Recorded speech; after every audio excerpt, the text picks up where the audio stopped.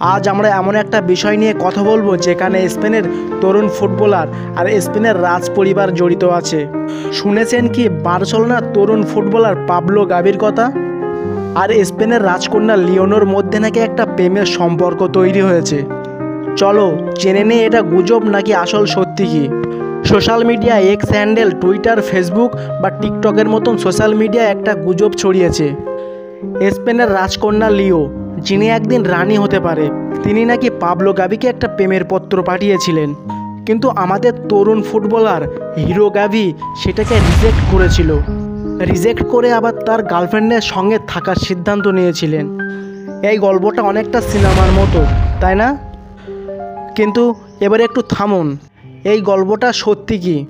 আমরা ভালোভাবে খোঁজখবর নিয়ে দেখেছি, এই দাবির পেছনে কোনো নির্ভরযোগ্য প্রমাণ নেই। কোনো বড় সাংবাদিক এটাকে প্রকাশ করেনি, কোনো বড়সড় অফিসার এটাকে খোলসা করেনি, বা লিও বা গাবি নিজেও জানায়নি এটা সোশ্যাল মিডিয়ায় এসে। তবে প্রশ্ন হচ্ছে এসবগুলো আসলো কিভাবে?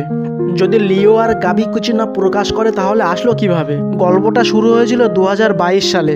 2022 সালে যে রাজা ছিল তখন লিওর জন্য গাভির কাছ থেকে একটা সাক্ষ্যকার যাচ্ছি এনে দেয়, আর এই বিষয়টাকে মানুষ প্রেমের গল্প বানিয়ে ফেলেছে। স্পেন ইউরোপে 2024 সালে লিও ও গাভির কিছু ইভেন্টে দেখা গেছে, যা এটা গুজবের আরও জনপ্রিয় করে দিয়েছে। বর্তমানে সোশ্যাল মিডিয়ায় তুমুল জোরে ঝড় চলছে। ইউটিউব, ফেসবুক বা টুইটারের মতন সোশ্যাল মিডিয়ায় এই গুজব খবরটা সারা বিশ্বের কোনায় কোনায় ছড়িয়ে পড়েছে।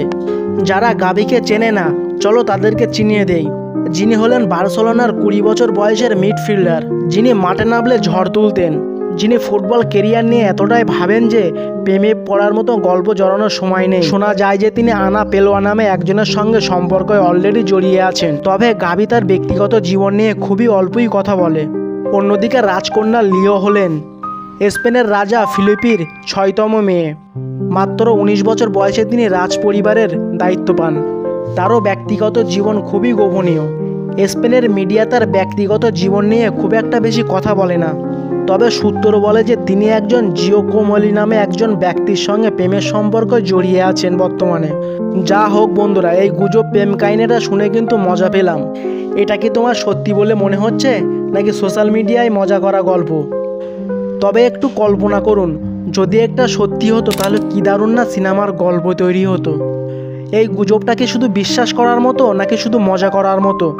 কমেন্টে জানাবেন। আর আমাদের মজার তথ্য পেতে আমাদের চ্যানেলটাকে সাবস্ক্রাইব করবেন। এবারে সাবস্ক্রাইব করতে ভুলবেন না কিন্তু।